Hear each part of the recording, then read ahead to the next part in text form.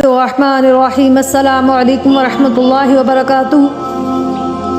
آپ جب بھی دعا مانگیں تو سب سے پہلے اللہ کی حمد و ثنا بیان کریں، پھر نبی رحمت صلی اللہ علیہ وسلم پر درود پڑھیں، تو پھر اس کے بعد اپنی عرض رکھنی چاہیے۔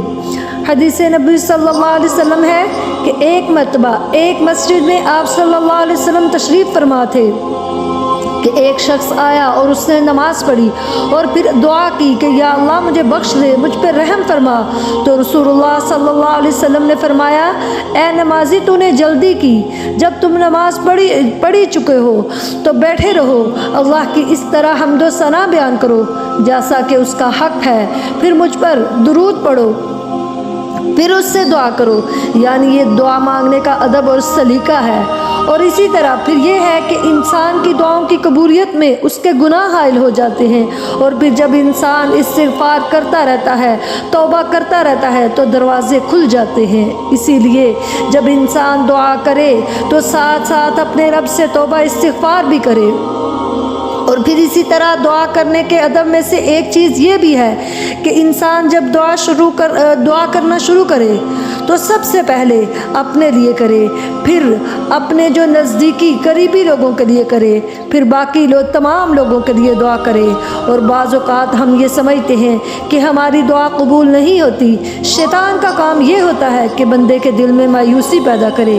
جب بھی انسان کے دل میں یہ خیال آئے کہ اس کی دعا قبول نہیں ہوئی تو اسے یہ حدیث یاد رکھنی چاہیے کہ رسول اللہ صلی اللہ علیہ وسلم نے دعا کی قبولیت کی 3 طریقے بتائے ہیں، 3 صورتیں بتائی ہیں۔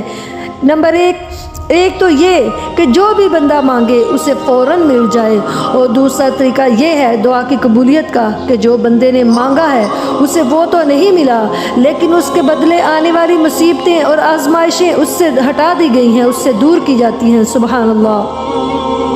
تیسری صورت یہ کہ دنیا میں تو انسان کو اس دعا کے صلے میں تو کچھ نہ ملے، لیکن قیامت کو وہ تمام دعائیں اس کے نامہ اعمال میں شامل کر دی جائیں۔ سبحان اللہ۔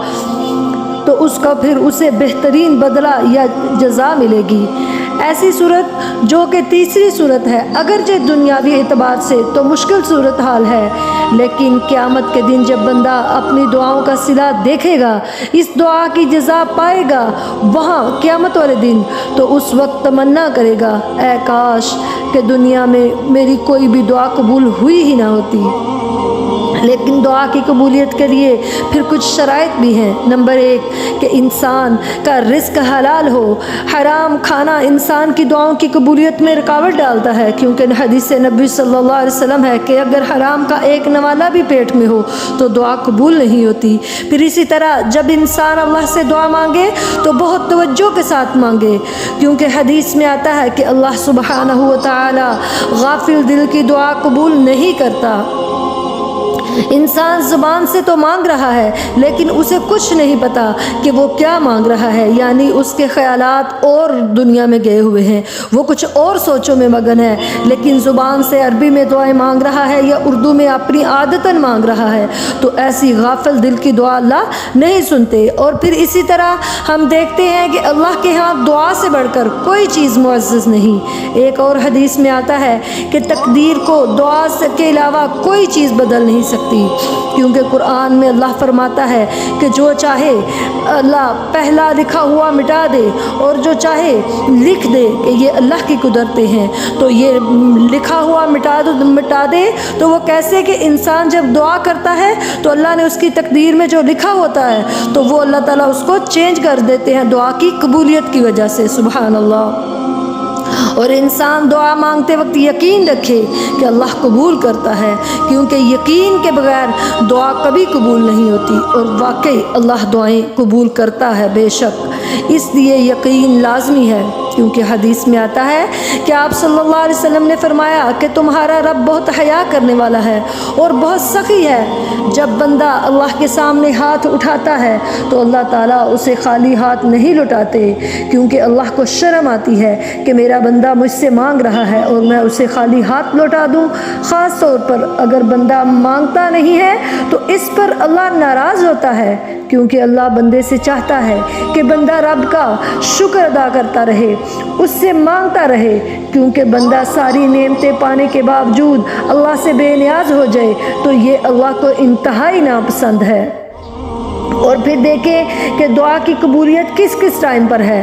اذان کا جواب دے کر، یعنی جب اذان ہو رہی ہے تو ساتھ ساتھ اس کا وہ جو مسنون جواب ہے وہ دیں، اور اذان مکمل ہو جائے تو اس کے بعد درود ابراہیم اور اذان کی دعا اور رضیت باللہ ایک دفعہ پڑھیں، پھر جو بھی دعا کریں تو انشاءاللہ وہ قبول ہوگی۔ تہجد کا وقت یعنی رات کے آخری پہر میں دعا کی گئی جو ہوتی ہے وہ قبول ہوتی ہے، کیونکہ اس وقت اللہ تعالیٰ آسمان دنیا پر تشریف فرما ہوتے ہیں، اور اللہ تعالیٰ پھر کہتے ہیں کہ کوئی ہے رزق مانگنے والا، کوئی ہے اولاد مانگنے والا، ہے کوئی صحت مانگنے والا، ہے کوئی دنیاوی اور آخرت کی ساری آسائشیں مانگنے والا، تو میں اسے عطا کروں۔ سبحان اللہ۔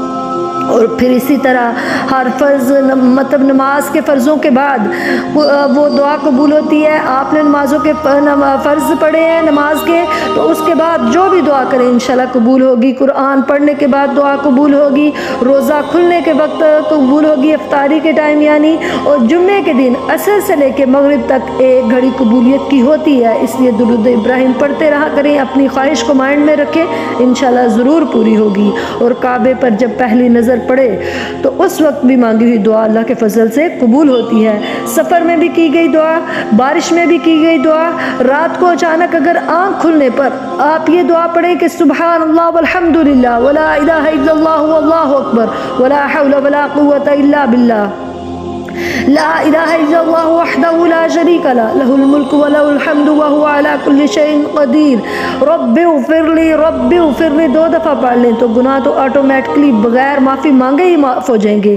لیکن آگے آپ جو بھی دعا مانگیں گے دنیا کے لیے، آخرت کے لیے، قبر کے لیے، موت کی سختیوں سے بچنے کے لیے، ہر دعا اللہ قبول کر گیا، اپنوں کے لیے، غیروں کے لیے۔